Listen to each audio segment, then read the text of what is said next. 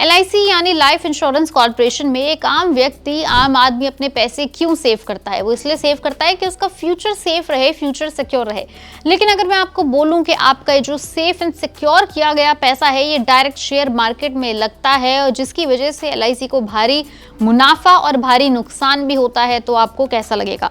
Well, unfortunately इस बार LIC को भारी प्रॉफिट नहीं, बहुत भारी नुकसान हो गया है।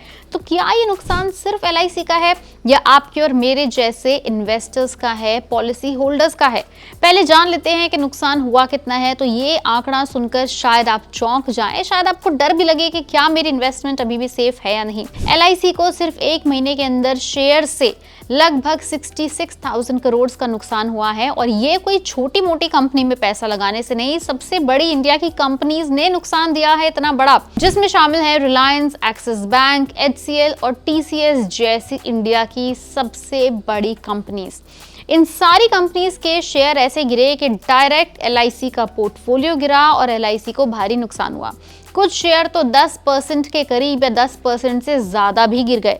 तो आइए जानते हैं कि पहले LIC का पोर्टफोलियो रेड किसने किया। जून 2025 के एंड में LIC का इक्विटी पोर्टफोलियो था 15.94 लाख करोड़ का और जुलाई के एंड में रह गया 15.28 लाख करोड़ का, यानी पोर्टफोलियो के अंदर 4.15% की गिरावट। सबसे ज्यादा नुकसान LIC को पहुंचाया है टॉप ब्लू चिप होल्डिंग ने। सिर्फ टॉप 10 स्टॉक्स ने ही LIC की पोर्टफोलियो को 38,000 करोड़ से ज्यादा कम कर दिया। इसमें है रिलायंस इंडस्ट्रीज, LIC की सबसे बड़ी होल्डिंग्स। जुलाई में 7.35% शेयर गिरा है। सिर्फ एक स्टॉक से LIC को लगभग 10,146 करोड़ का नुकसान हुआ। नंबर 2 पर है TCS, 12.24% की गिरावट के साथ LIC को इसमें 7,457 करोड़ का नुकसान हुआ। फिर आता है HCL, 3,751 करोड़ का loss, Infosys 3,744 crore loss and Tech Mahindra 2,253 crore का लॉस।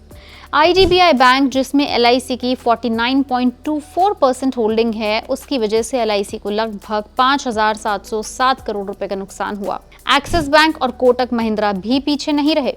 अगर हम बात करें छोटी कंपनीज की तो Indian energy exchange, Reliance power, Bharat dynamics, तीनों ने LIC को खूब चोट पहुंचाई। कहते हैं ना कि हर चीज एक तरफा नहीं होती, वैसे ही LIC को सिर्फ नुकसान नहीं हुआ, कुछ ऐसी कंपनीज भी हैं जिन्होंने LIC को भारी मुनाफा भी दिया है, जिसकी वजह से थोड़ा सा LIC को रिलीफ भी मिला। ICICI बैंक के अंदर LIC को लगभग 1324 करोड़ का फायदा हुआ।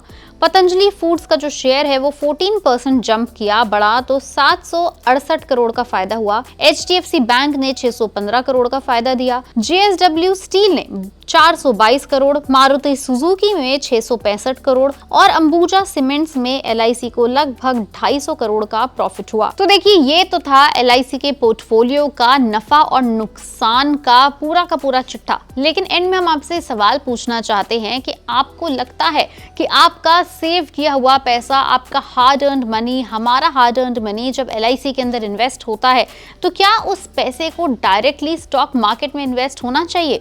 क्योंकि गिवन द ग्लोबल सर्कमस्टांसेस, जितना भी दुनिया भर में चल रहा है, टैरिफ इश्यूज चल रहे हैं, जियोपॉलिटिकल टेंशंस चल रही हैं, उसकी वजह से फिलहाल शेयर मार्केट में, शेयर बाजार में बहुत उतार चढ़ाव यानी वॉलेटिलिटी चल रही है। ऐसे में अगर LIC अपना भारी मात्रा में पैसा शेयर मार्केट में लगाए और वो पैसा ना रहे, डूब जाए, क्या उससे आपके और मेरे पैसे पर भी फर्क पड़ सकता है? आपका इसके ऊपर क्या कहना है, क्या मानना है, हमें नीचे कमेंट सेक्शन में लिख के जरूर बताएं। लेकिन याद रहे कि ये वीडियो हमने आपको सिर्फ फैक्ट्स शेयर करने के लिए ही बताई थी। इसमें हमने आपको कहीं भी इन्वेस्ट करने या ना करने की कोई भी सलाह नहीं दी। आने वाले तमाम ऐसे अपडेट्स के लिए आप बने रहें पैसा लाइव पर। वीडियो पसंद आई उसे लाइक करें और शेयर करें।